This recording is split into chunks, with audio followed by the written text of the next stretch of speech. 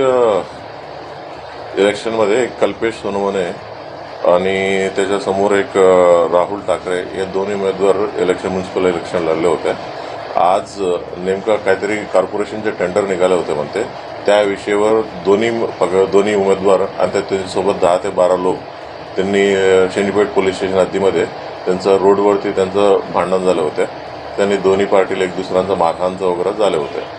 मग त्या संदर्भाने पोलीस स्टेशनला दोन्ही लोकांना पोलीस स्टेशनला आणले होते। मग त्यांच्या दोन्ही लोकांचा फिर्याद नोंदवणं चालू होते। एकाला एका रूममध्ये दुसऱ्याला दुसऱ्या रूममध्ये त्यांना बसून घेतलं। मग ही जेव्हा घटनाचे रोडवरती मारामारी झालं होतं तेव्हा राहुल ठाकरे ह्या माणसं तिथं नव्हते।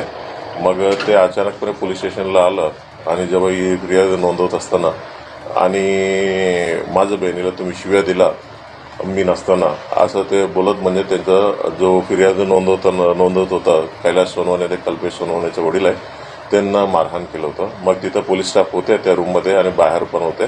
ते पूर्ण सिच्युएशन 2-3 मिनिटांमध्ये आवरण्यात आलेलं आहे आणि दोन्ही पक्षाच्या लोकांचं FIR नोंदवणं चालू आहे आणि त्यांचं म्हणण्यानुसार FIR दाखल करू आणि पोलिसांतर्फे देखील आम्ही FIR नोंदवणार आहे आणि अरेस्ट आणि पुढील कारवाई आम्ही करणार आहे। म्हणजे ही पूर्ण घटनामध्ये 3 लोक जखमी झाला असं माहिती पडतं। त्यात काय आहे आणि किती लोकांचं इन्व्हॉल्वमेंट आहे हे तपास करून निश्चित करतो। आता घटना होऊन फक्त 1च तास झालेला आहे, म्हणजे पूर्ण निश्चित करायला मग थोडा वेळ लागते। एकदम पूर्ण निश्चित झाल्यानंतर किती आरोपींना आम्ही अटक करते हे सर्व तुम्हाला अपडेट करू।